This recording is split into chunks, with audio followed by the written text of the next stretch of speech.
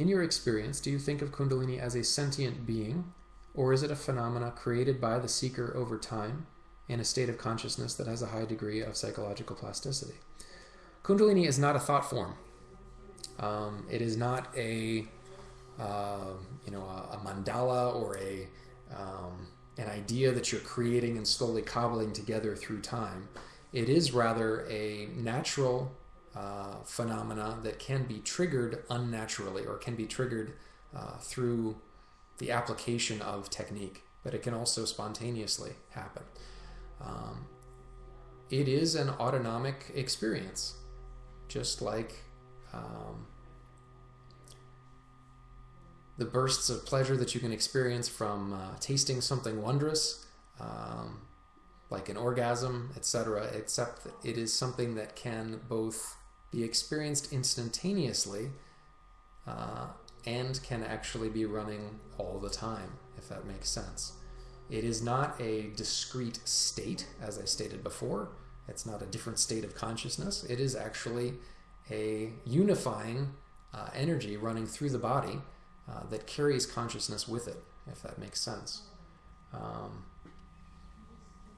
It is neither a phenomenon created by the seeker over time out of a state of consciousness, nor is it a separate sentient being, although very frequently it will be anthropomorphized or totemized by the person experiencing it, especially in cultures that are very right-brained in their experience of the world, that do not have a lot of left-brained analytical value in terms of what they do. They tend to value right-brain experience, holistic experience more.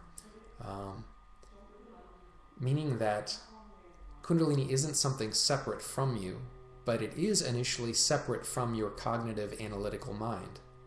The different parts of your consciousness playing through different parts of your anatomy, both subtle and physical, your cognitive mind, your visual mind, your holistic mind, are all acting through different parts of your subtle body and through different parts of your brain and central nervous system and peripheral nervous system, through different parts of your endocrine system. You can't experience sadness without the endocrine hormones that have to be dumped in addition to the nervous system being active. All of those systems are working together, and it's not just the endocrine and central nervous system. To experience emotion or sensation, you have to have the musculoskeletal system active. You have to have all of these different systems working together as a whole, with some of them playing a larger role than others at varying times. So, you may experience initially, you being the cognitive thinking mind, the mind that is constantly chattering and commenting on everything that you're experiencing. You stick your finger in cold water and you say, "Oh, that's cold. My finger is experiencing cold." Well, when you start to feel tingles or a burning sensation at the base of the spine, and you start to feel this wave-like energy going through your body, the cognitive thinking mind may chatter away and say, "Oh, there is a entity inside of me, or a sentient being that's working its way through it, and it's not me because I can't control it." Well, not initially, but as you learn to merge all of your experiences, your breathing and everything else, your sensory acuity, and eventually even your cognition, your rational analytical thinking, with this experience that you can call energy moving through the body, you realize that it's just different facets of the same coherent ego personality working together. Except Kundalini also serves as an easy bridge to transcendent states that are beyond this little ego personality. Kundalini isn't itself realization, self-realization, realization of the non-self.